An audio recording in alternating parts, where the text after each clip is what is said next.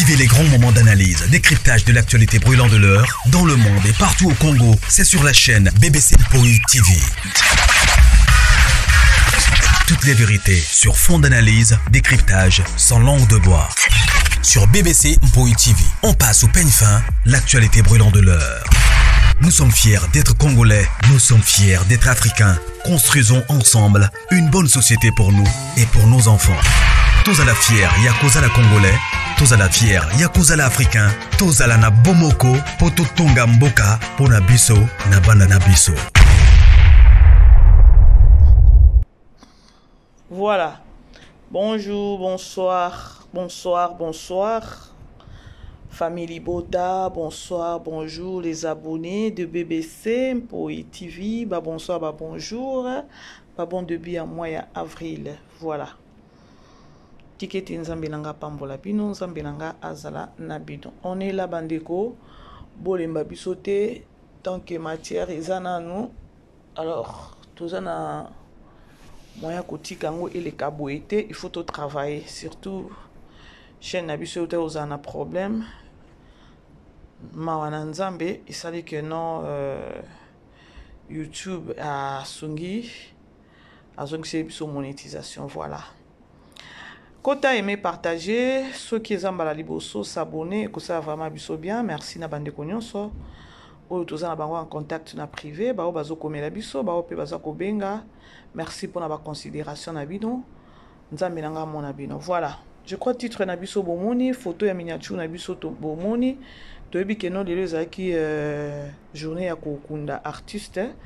Quand tu vas sambela bakunda pe kasi tozwa moins espace sur les réseaux sociaux parce que liwana est vraiment artiste bakufa mais oyo vraiment ils ont bougé le kutuna ils ont bougé l'esprit ya mutu ils ont bougé penza corps ya mutu ils ont bougé ils ont sentir pardon mukili mabe makasi bandeko je crois titre bomoni photo ya miniature na biso bomoni biso to peut-être to sepeli to lobi bon eza ko sepela te mutu akufi to lobi ke no bakunde comme ça tous au moins espace moko sur les réseaux sociaux makambo ça ya ko ça les ebele parce que tous qui vraiment bloqué na likambo yo mais na ndenge makambo ngo ezo kende je ne pense pas que non ndenge bakundi jani ngo lelo 2 jours makambo yo aussi là non ezata sous na 2 semaines 3 semaines liboso vu que ba artiste nyonso oya poto ba oyo balekaki sur ba o bayamba ki bango ba boya ki koloba balobi ba koloba après enterrement.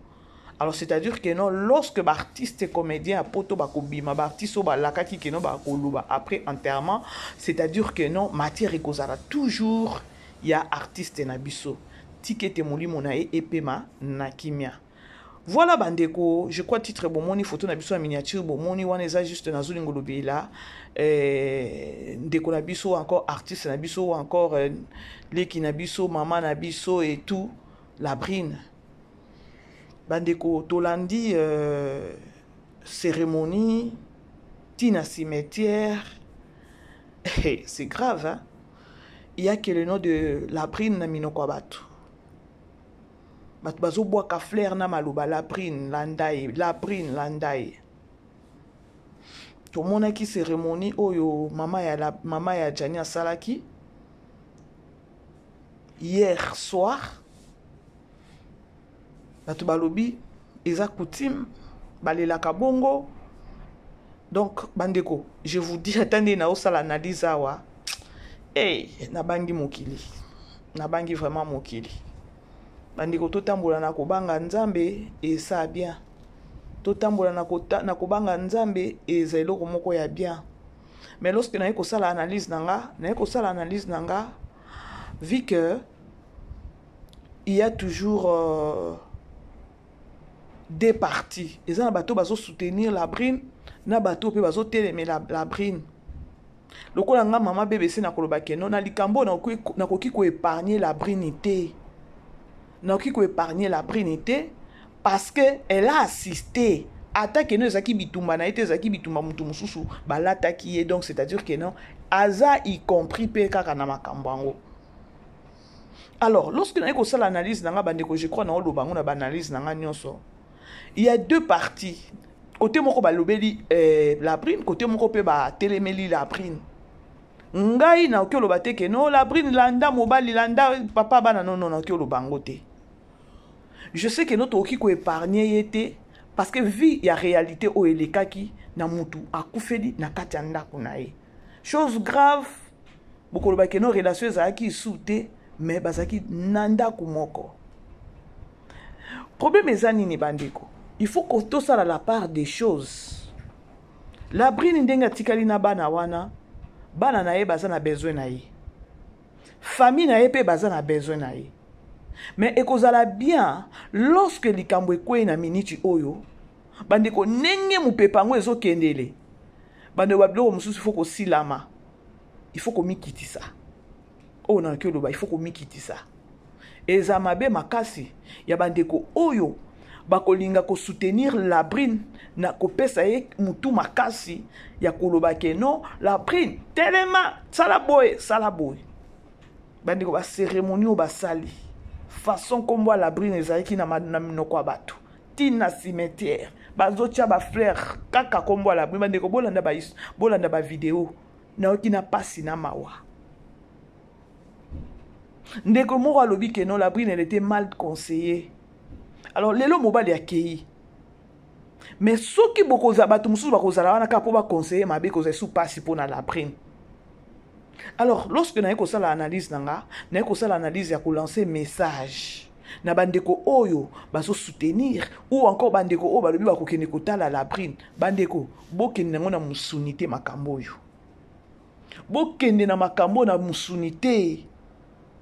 Bokende kopesa Labrine force ya na physique te ou encore bon force bo pesa na force physique bo mais bitumbo yo komi bitumba moko eza spirituel oyo soki okebi te bitumba soki bimi na spirituel papa ekobima ebima resu pe na physique boye. Donc na landi ba intervention ya bayanzi bandeko na landi intervention ya bayanzi balobi bango irataka te. Et surtout vu que biloko façon maman na ya banayi ko sala biloko banayi ko sala wana na mai wana zaki asa simbi na liboko mai na peto tikali ko mone place a meli yango te ezeka kazo sala. Je crois bandeko bomoni événement na nyonso. Labrine soki koyoka bandeko mususu o bakoya kopesa yo conseil ya koloba telema popola bilamba continuer vie eyepe boyaya. Na miniti oyo silama mikitisa na niveau moko ya koloba keno luke longi ya nzambe. Bandeko na landi intervention ya bayanzi plus de 10. Plus de 10 bandeko. Comme pour dire que non, notre sœur Labrine aza na danger. À part dans nos familles. Connaissance. Ya bao avanda ki na bango. Connaissance, ba master, ba yebi vérité ya makambo. Parce que biso nyonso tozolo ba awawa, to yebi vérité te, mais bato ba vanda ki na bango ba yebi, bato bazo bima moko. Elle peut peut-être causer na raison na ye, mais façon a manager qui raison na ye et que comme mamututi na sali na sa ya mabele eza mabe. Pour nangai, netinga na part nanga s'il s'agit peut-être ya ko soutenir Labrine, peut-être na ko soutenir Labrine na prière parce que kindo ke c'est telemi. Bakoko basi ba beleli bango. Siko dis-moi. Parce que bandeko na lo bango na ba analyse nanga chaque fois na bien, coutume etikali coutume. Mutu asambelaka, aoki osalela coutume te. Mais ce que yebi ke no toza ba bantu coutume eza na ba tribu nyonso. Mais ce que yebi ke no sambelaka okoboya coutume mais oko lingana o coutume te mais oko respecter ngo na sens nini na musika. Parce que ngana lobakango chaque fois na lobakango coutume c'est la sorcellerie. Coutume c'est la sorcellerie. Bota bino moko siko pouvoir ya parole. Ya monde à ténèbres, pouvoir kaka ya maloba oyo. Oh mama Jani babilo kwa banayi ko sala wana. Babilo kwa banayi ko sala wana, elle ne se rend même pas compte qu'il y a des gens malgré qu'elle a perdu son fils. C'est grave. Donc bato mususu ba intervenir balobi eke nakabongo eza mwana na ye. il faut asala eloko azosala wana atuna mwana na ye nani alieo nani boye donc bandeko na bangi mokili na yoki intervention ya bayanzi na yokeli la brine mawa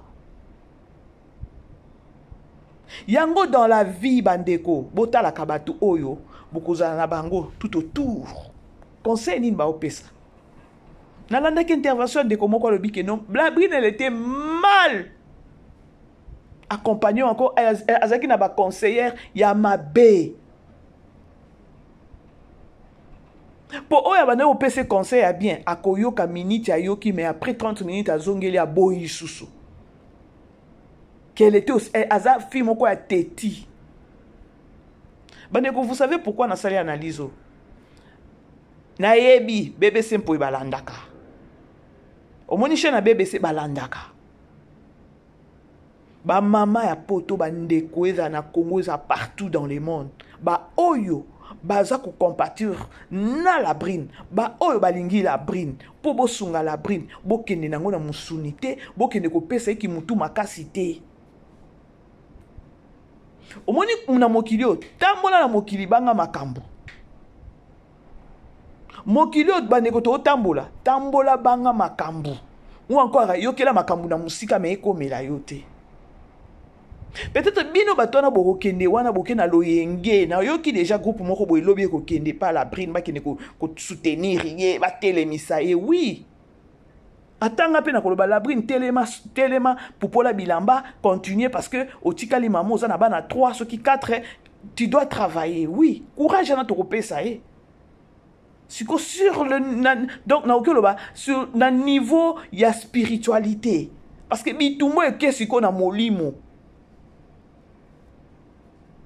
o balobi ke non bako bomé ya mbala moko boye te muyanzi moko azolo bezalaka au mona boye pa po ba nyokolo nanu bien baba nanu ko boma bana oyo yo botaki na mwana na bango est-ce que boki ko imaginer niveau babi bayanzi bazalaka ke non ba bana nanu ko po ba nyokolo nanu bien baba nanu ko bomelo bana o eza makila na bango tango basisi ko bomelo bana wana ndesko ba enchaîner yo siko bino batona bo bimisaka makolo inde bokei na ndaku wana et si longtemps que non na ndaku wana nde ndaku o jani akufaki nde ndaku peut-être biloko jani ezana na kati ya ndaku wana bokene ko pesa e bateti c'est comme si molimo wana mabe wana elati nde bino batona bokene bandeko ekozala bien ceux qui bozo kende ko soutenir la brine bokende na vie de prière bokende ko sungaye na spiritualité botelemisa ye alukelongi ya nzambe po au melana sa moya batela bana nae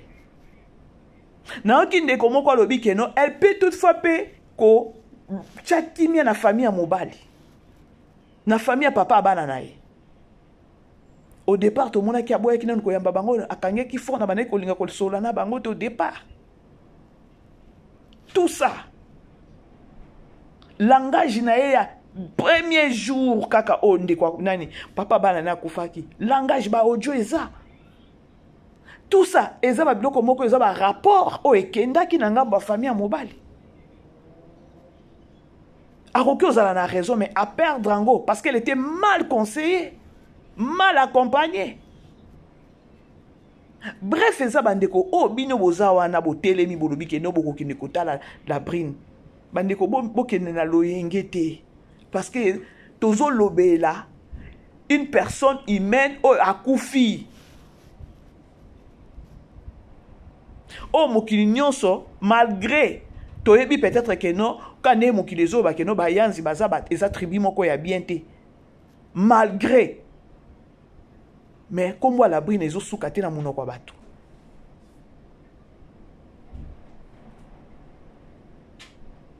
can you imagine mutu na cimetière ozo kene ko bois ka fleur ko tika la brine te la brine alanda yo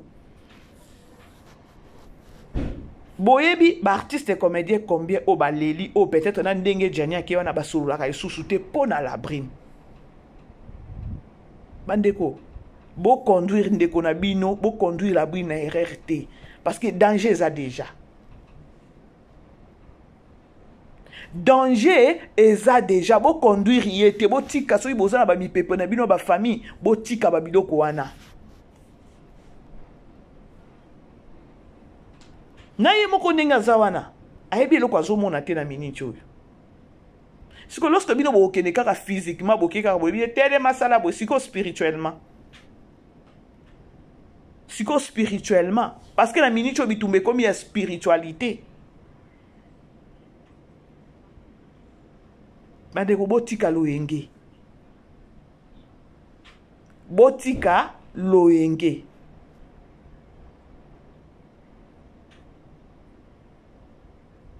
Et ça passe, bandeko. Ngana bangi mokili, moi, j'apprends du jour au jour. Ba makambo na omona sur les réseaux sociaux, makambo na omona na communauté congolaise, makambo na omona na mokili. J'apprends du jour au jour. Il y a bien azui, il y a ma ben à tiki. Basi apoto, bosi la mananu. Bosi la ma, na sens que, bomoni likambo e kweli la brine. Tokyo le bakeno la brine azana ye innocente. Qu'est-ce qui prouve que non, la brine aza innocente? Ba maman poto pardon. Bosunga la brine na ndenge ya bien. Bosala makambu na loyenge te. Toza ba bantu. Toza ba bantu bandeko. Toza ba bantu totikali ba bantu. Eloko eleki komikitisa ezate na miniti oyo. Nalandi ndeko moko muyanzi alobi. Soki la brine aza souple. Na tribi na bango ya bayanzi ezalaka ndenge akufaki na ndako ya la brine. La brine aza mutu moko il faut kende na epa ba jani na Congo akende ko relater histoire comme est-ce que ndeko na bango akufaki. Kolana na tribi na bango ndenge basa ezalaka. Et la brine kende na komikitisa soki akozalata na basali ya nzambe o bakomeka ko solola na bango babongisa na kimia. Botala niveau oyo bango moko bayanzi bazo relater. Siko lorsque bino boko telema bandeko tolo bakasi to pesa kaka sikaka Jani nani tor. La brine ayebi liwa ya Jani te. Mais n'oubliez pas que non, le monsieur a koufi na katianda kunaye, nazo répété ngo butu loko amoy. Si la brine elle était à épargner, mais l'enza va permettre que nani, moi mo balera koufa na katianda kwa ya la brine te. Siko pourquoi boki ko sunga ndeko na miniti o makamu ndenge bo moni, cérémonie ndenge bo moni depuis lobby. Batu bavandi wana mama telemi na mai na maboko soit disant peut-être toyebi kini kuna mulunge toyebi kini kuna mulunge foza na mai ya komela mais cette maman atikali komela mai wana te ndezaki mai na bana ko sala ba cérémonie ndeko moko lobi ka ninga lobaki na moni ebemba mwana na été paraîtrait que non lobi lendi wana ba mema ki na simet na morgue boyebi eloko ya bakendaki ko sala. Parce qu'il y a bango tribu encore coutume na bango eratakate. Il faut basa lango kaka. Et bon imaginer la mamana à loba jour mwana na akufa. Abina tika la kosenga mwana na ngai mbongo te na kokakata ko benga ete na senga e parce que to eba ki kanzaki na problème, il y a document, to eba ki azo traverser ba moment moko difficile, elle souffrait. Donc abane ko loba na okokata te. Non mona soki na bengi mwana na nga c'est comme si na opese charge moko boye. Tant que na ebi ke na zonyo kwa masiko mwana na pe akufi lisusu. Bo réfléchir na niveau wana ya bozo na nous passe ya ba o ba perdre. Bo chepe lisusu na botali na tribi na bango eza tribi nini. Po boye ba kosunga la brine.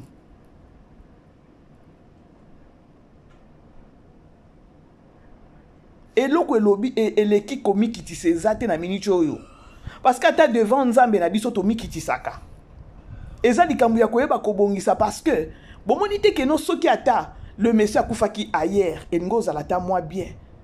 Ou encore le messie ata akufaki ailleurs et que la brine azata na mwana ya 4e na mobali mususu te.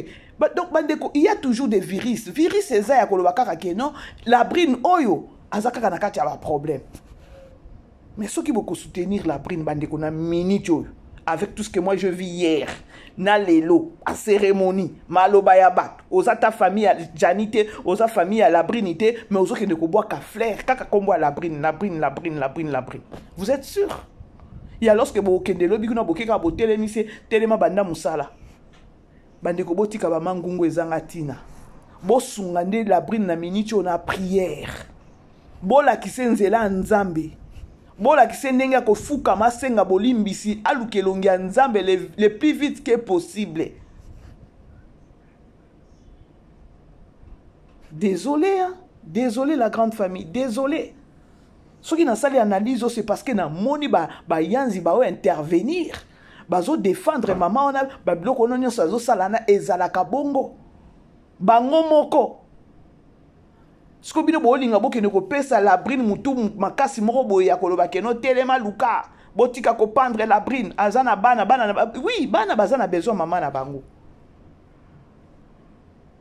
Bande ko to sunganaka dans le bon sens parce que o e komeli la brine ezape kaka batu o azaki na bango babande ko pesa ba conseil ya mabe tala kuna komisi siko mutu pa kufi bino oke suko bakisa bo lebo conseil na minicho luka elongi ya nzambe po ye bakokumela su na sa moyo oyo obokola bana nayo mais bolinga ndeko ya ko finga bato bazo telemela la brine